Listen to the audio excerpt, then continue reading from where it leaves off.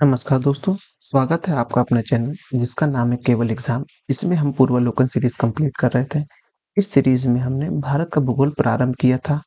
यह इस सीरीज का 11वां वीडियो है जिसमें हम पढ़ने जा रहे हैं ब्रह्मपुत्र नदी तंत्र के बारे में। इससे पहले हमने गंगा नदी तंत्र के बारे में पढ़ा था। थोड़ा लंबा सिलेबस अभी की जैसे जैसे क्वेश्चन हो रहा है, हम कोशिश कर रहे हैं कि एक वीडियो में एक ही चैप्टर को कंप्लीट करें। अगर कोई बहुत ही शॉर्ट वीडियो आ जाएगा तो उसके लिए हम एक साथ 2 चैप्टर कंप्लीट कर लेंगे। लेकिन अभी हम कोशिश कर रहे हैं कि एक वीडियो में एक ही चैप्टर को कंप्लीट किया जाए। आज हम प्रारंभ करने जा रहे हैं ब्रह्मपुत्र नदी तंत्र।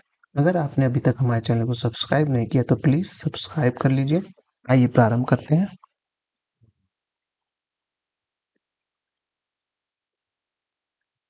तिब्बत से निकलने वाली यारलुंग जांगबो नदी को भारत में ब्रह्मपुत्र नदी के नाम से जाना जाता है। तो ब्रह्मपुत्र नदी कहाँ से निकलती? तिब्बत से निकलती। उस वक्त उसका नाम क्या रहता है? उस वक्त तिब्बत नदी का नाम यारलुंग जांगबो रहता है, जिसे भारत भारत में हम ब्रह्मपुत्र कहते हैं। यह पश्चिमी तिब्बत के आंगसी ग्लेशियर से निकलती है। तो कहाँ से निकलती? तिब्बत के पार्ट में से भी पश्चिमी तिब्बत के आंगसी ग्लेशियर से निकलती है। यह हिमालय के समानांतर पूर्व की ओर बहती है। यह मान लीजिए जैसे हमारा ये हिमालय है, हिमालय के समानांतर ही बहेगी, लेकिन पूर्व की ओर ऐसे इस तरफ की ओर बहेगी, ये कहना चाह रहा है इसमें। नामचा बरवा शिखर के पास पहुंचकर यह अंग्रेजी के यू अक्षर जैसे मुड़कर भारत के अरुणाचल प्रदेश में दिहांग नाम से प्रवेश करती है। ये नामचा बड़वा से मुंह मोड़ती है और यू आकार का अक्षर बनाती है, मतलब मुड़ते वक्त ऐसे मोड़ती होगी। हाँ, और यू आकार का अक्षर बनाइए। साथ ही यह अरुणाचल प्रदेश में दिहांग नाम से प्रवेश करती है। जब अरुणाचल प्रदेश में प्रवेश करती है तो वह कैसे नाम से? दिहांग नाम से प्रवेश करती है।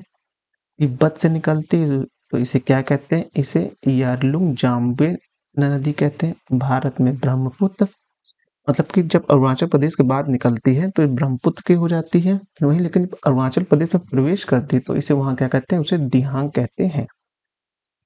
आगे असम में इसे ब्रह्मपुत्र नदी के नाम से जाना जाता है। बांग्लादेश में इसे जमुना नदी के नाम से संबोधित किया जाता है।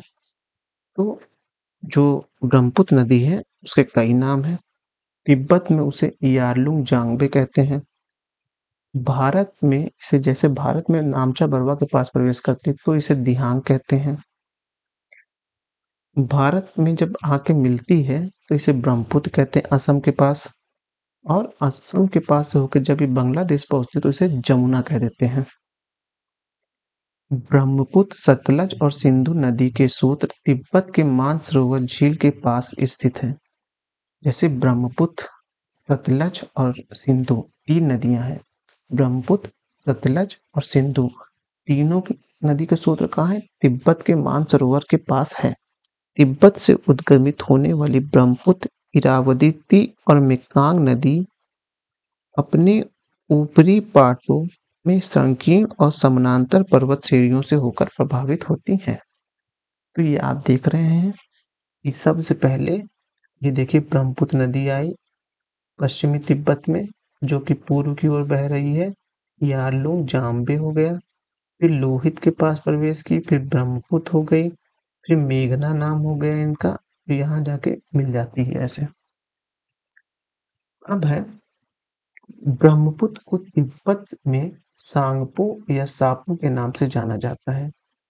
ब्रह्मपुत्र की प्रमुख सहायक नदी जयमोली, तीस्ता, कामेंग, सुबनसिरी, धनसिरी, दिबांग, पगलादिया, जिया भरेली, संकोशी और लोहित है। लोहित नदी लोहित नदी पूर्वी तिब्बत के जयालचू पर्वत श्रेणी से निकलती है।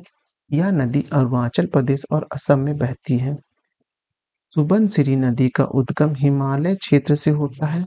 यह असम, अरुणाचल प्रदेश तथा तिब्बत क्षेत्र यानी कि चीन में बहती है। बराक नदी मणिपुर पहाड़ी से निकलकर मिजोरम और असम में बहती हुई बांग्लादेश में प्रवेश करती है। असम घाटी में ब्रह्मपुत्र नदी गुम्फित जलमार्ग बनाती है, जिसमें कुछ बड़े नदी द्वीप भी मिलते हैं। इसमें विश्व का सबसे बड़ा नदी द्वीप तंत्र मांजुली शामिल है। याद रखिएगा। तिब्बत पठार को चंगतांग या क्वाई धाय तिब्बत पठार के नाम से जाना जाता है। समुद्र तल से औसत 4500 मीटर की ऊंचाई पर स्थित है। इसे विश्व की छत भी कहा जाता है। तिब्बत के पठार से निकलने वाली प्रमुख नदियां इस प्रकार हैं: यांगटीसी नदी, चेयांगजियांग, होंगहो नदी यानी कि पीत नदी, सिंधु नदी, सतलज नदी, ब्रह्मपुत्र, मेकांग और साल्विनी नदी आदि। तिब्बत की उत्पत्ति होने वाली ब्रह्मपुत्र, इरावदी और मेकांग नदी के ऊपरी पाटों के संकीर्ण और समानांतर पर्वत श्रेणी से होकर प्रवाहित होती हैं। इन नदियों में ब्रह्मपुत्र भारत में प्रविष्ट होने से ठीक पहले अपने प्रवाह में यू टर्न लेती है। यह यू टर्न क्या बनाता है? यह यू टर्न जो है आपका भूवैज्ञानिक तरुण हिमालय के अक्षसंघी नमन के कारण होता है। बी वाला ऑप्शन सही होगा। प्रश्न है, भारत में यरलुंग जाम्बे नदी को किस नाम से जाना जाता है? वो ब्रह्मपुत्र नाम से जाना जाता है। तिब्बत के मानसरोवर झील के पास जिस नदी का स्रोत है वह है सिंधु, सतलज और ब्रह्मपुत्र तीनों है, तो उपयुक्त सभी सही होंगे। निम्नलिखित नदियों पर विचार कीजिए: बराका, लोहित और सुबनसिरी। इसमें लोहित और सुबनसिरी जो है अरुणाचल प्रदेश में होकर बहती है, सही है। मानस नदी किस नदी पर की उपनदी है? वह ब्रह्मपुत्र नदी की उपनदी है। एक मानस आपका अभ्यारण्य भी मिलेगा, कहाँ है वो? असम में स्थित है, ये भी ध्यान रखिएगा। ब्रह्मपुत्र नदी तिब्बत में किस नाम से जानी जाती है? तो तिब्बत में सांगपो नाम से जानी जाती है। ब्रह्मपुत्र नदी का बहाव क्षेत्र है तिब्बत, बांग्लादेश, भारत। तिब्बत से निकलती है, फिर अरुणाचल प्रदेश के थ्रू ये कहते हैं बांग्लादेश भारत में प्रवेश करती है, फिर जमुना नाम से ये बांग्लादेश में चली जाती है। ये याद रखना है आपको। निम्नलिखित नदी में से कौन ब्रह्मपुत्र नदी की सहायक नदी है? तो दिबांग, कामेत और लोहित, ये तीनों ही नदियां आप देखेंगे ब्रह्मपुत्र की सहायक नदी है। उपयुक्त डी सही होगा।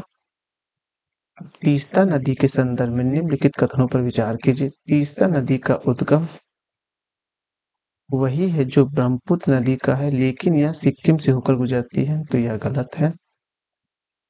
रंगीत नदी की उत्पत्ति सिक्किम में होती है और यह तीस्ता नदी की सहायक नदी है, सही है। तीस्ता नदी भारत एवं बांग्लादेश की सीमा पर बंगाल की खाड़ी में जा गिरती है, तो यह सही नहीं है। ऑप्शन नंबर बी सही होगा।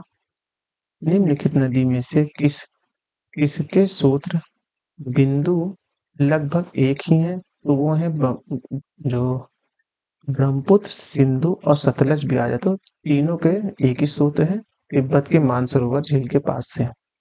कथन और कारण के प्रश्न है। तीस्ता नदी पहले गंगा की सहायक नदी थी, आजकल वह ब्रह्मपुत्र की सहायक नदी हो गई है, क्योंकि नदी अपहरण पानी हिमालय के नदियों का एक प्रमुख गुण है। तो इसमें जो ऑप्शन नंबर होगा वो ए सही होगा। अब अपना जो हम नेक्स्ट वीडियो स्टार्ट करेंगे वो रहेगा दक्षिण भारत की प्रमुख नदी। तो अगर आपको ये काम पसंद आ रहा है तो हमारा चैनल जिसका नाम है केवल एग्जाम, इसको आप सब्सक्राइब कर सकते हैं और ये वीडियो पाने के लिए इसको लाइक करो, बेल आइकन को ऑन जरूर कर लें। धन्यवाद।